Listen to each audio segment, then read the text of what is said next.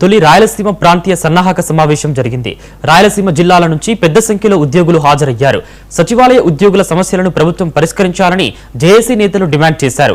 8 నెలలుగా ఒక్కో ఉద్యోగికి రావాల్సిన 700 రూపాయల చెల్లింపు పెండింగ్ లో ఉన్నాయని, ఈ విషయాన్ని కమిషనర్ దృష్టికి తీసుకెళ్తామని తెలిపారు.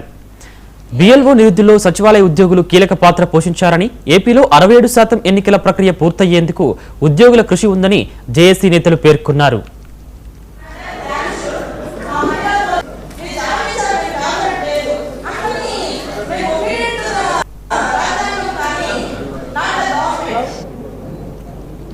జేఏసీ రాష్ట్ర అధ్యక్షుడిగా మరియు జేఏసీ చైర్మన్గా కన్వీనర్గా ఉన్నాను. ముఖ్యంగా మా సచివాలయ ఉద్యోగ వ్యవస్థ ఏర్పాటు చేసి దాదాపు 7 సంవత్సరాలు కావస్తుంది. ఈ 7 సంవత్సరాల్లో చాలా సమస్యలు మా ఉద్యోగులు అనుభవిస్తున్నారు. ఇటీవల గత 2 సంవత్సరాల్లో సుమారు 100 మంది ఉద్యోగులకు పైగా మా వాళ్ళని మేము కోల్పోవడం జరిగింది. ఇప్పటికైనా ప్రభుత్వం స్పందించి ఒక ఉన్నత స్థాయి కమిటీని వేసి మా సచివాలయ ఉద్యోగుల సమస్యల మీద మా సచివాలయ ఉద్యోగుల సంఘాలతో మిత్రులతో కూలంకషంగా చర్చించి అసలు మీ సమస్యలకు పరిష్కారం ఏంటి అని మాకు ఒక స్పష్టమైన హామీ ఇవ్వాలని మేము ఈ సభ. అందరికీ నమస్కారం అండి. నా పేరు జి సురేంద్ర. నేను ఏపీజీడబ్ల్యూఎస్సీ జేఏసీ చైర్మన్గా వ్యవహరిస్తున్నాను. ఇక్కడ ముఖ్యంగా మేమేంటంటే రాయలసీమ ప్రాంతంలో ఈ సమావేశం ఏర్పాటు చేసుకోవడం కనుక ముఖ్య కారణం ఏంటంటే, ఏదైతే రాయలసీమ ప్రాంతంలో మొదటగా తిరుపతి నుంచి మేము ప్రాంతీయ సమావేశాలు పెట్టుకొని సన్నద్ధత చేసుకోవాలని ఇక్కడ స్టార్ట్ చేయడం జరిగింది. గత నెలలో 4-5వ తేదీన మేము విజయవాడలో రిలే నిరాహార దీక్ష చేశాము.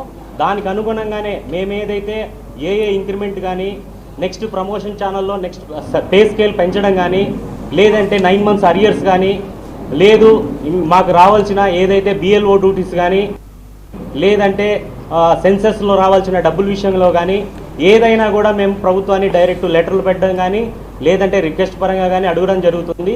కానీ ఇప్పటి వరకు కూడా ఏఎస్ ఇంక్రిమెంట్ ఇవ్వడానికి ఒక మనిషికి ఇవ్వాల్సింది దాదాపు మహా అంటే 700 రూపీస్.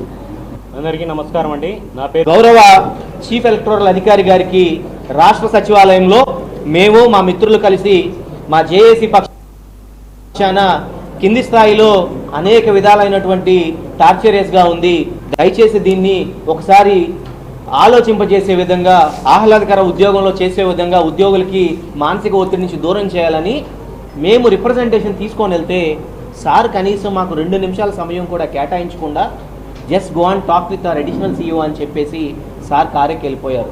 అడిషనల్ సీఈఓ గారి దగ్గరికి వెళ్ళినప్పుడు మాకు కేంద్రం నుంచి అదే స్థాయి ప్రజలు ఉందంటే మేము ఒకటే అడిగాం, సార్ పక్కనున్న తెలంగాణలో 40% చేస్తే వాళ్ళకేమో పొడిగిస్తూ పోతారు, అప్పటికే 67% అయినటువంటి మా సర్ ప్రక్రియను కింద స్థాయిలో ఉద్యోగులు ఇబ్బంది పడుతున్నారంటే మీరు అది కూడా వినట్లేదంటే ఖచ్చితంగా మేము పైవారి దృష్టిలో పెడతాం, ఇది స్టాట్యుటరీ బాడీ కాబట్టి అని చెప్పేసి వారు కూడా చేసి చేయనట్టు చేశారు.